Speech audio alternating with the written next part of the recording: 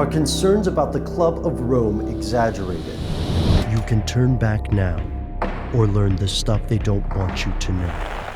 Quite a few people think so. Hi, I'm Ben. Welcome back. That's Matt behind the camera. This is Stuff They Don't Want You to Know, and this week we discussed the Club of Rome. Now, what do we mean when we say threats or concerns? We're talking about two categories here. In one hand, we've got people who say, well, these predictions have been overblown. The limits to growth doesn't actually make that many predictions at all. And then in the second side, we've got something a little bit more conspiratorial, the theory that the Club of Rome is kind of a front and they're attempting to build a world police force. So let's take these one at a time. First, the idea of these predictions. Well, it is true that the limits to growth doesn't really have that many predictions. It has scenarios, it has hypotheses, it has what-if situations. And in the decades since its publication in 1972, so much has been made of these predictions. Which ones are correct? Which ones might be right in the future? What does this say? And of course, what's your end game, sir? The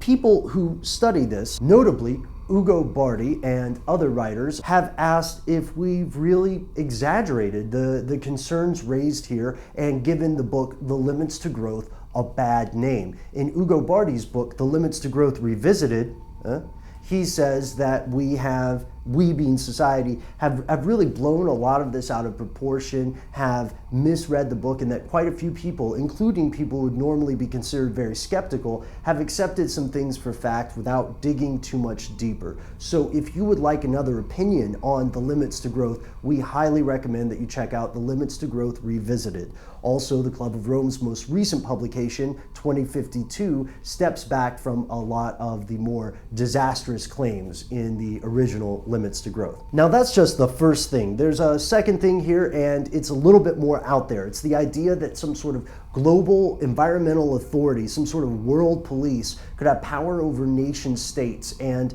function without really being questioned by anyone. It's like a real-life Captain Planet crew minus the power rings, plus a lot of guns and a whole lot of authority. And it's kind of a scary thought, right? Is it possible? Well, yeah, of course it's possible. I mean, the United Nations has a peacekeeping force, and they can send that peacekeeping force, theoretically, anywhere, depending on their bureaucratic process.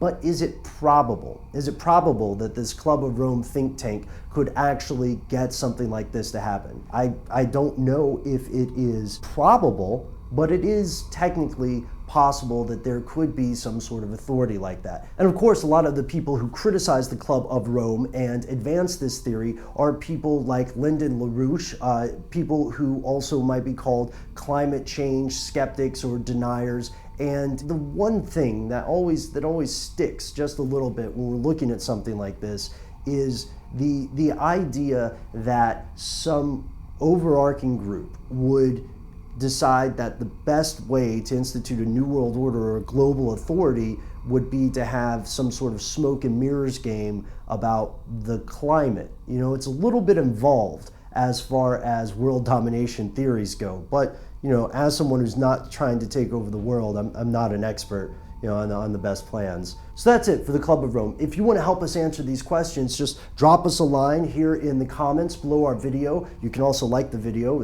that would be cool with us. And you can also talk to us on Twitter. You can talk to us on Facebook, which reminds me, let's give a shout out to Tristan, It's That Dude M. Now, Tristan had written to us earlier and you specifically requested a shout out, so here you are, my friend. And if anybody else is interested in that, you know, find us on Facebook, find us on Twitter. You can send us an email directly. We are conspiracy@discovery.com. Oh, and one last thing. I know it's probably the end of the video and I'm in a much smaller box, but this is something that might interest you. There's news about Michael Hastings. The coroner report, the toxicology, it just got released, and they found the following. There was no trace of alcohol in his system. There was a trace amount of marijuana, and there was a trace amount of some sort of amphetamine. Now, what does this mean? First, it does corroborate the story that his family and friends told, and they said that he had been sober for quite a while, but they suspected he began using drugs again due to the stress of either his career in general, his personal life, or perhaps the story he was working on at the time. And another interesting thing, the coroner said that the trace amounts there were not enough to contribute to the auto accident. That's all we know about it for now, but we will continue to give you updates as we learn more. In the meantime, stay tuned.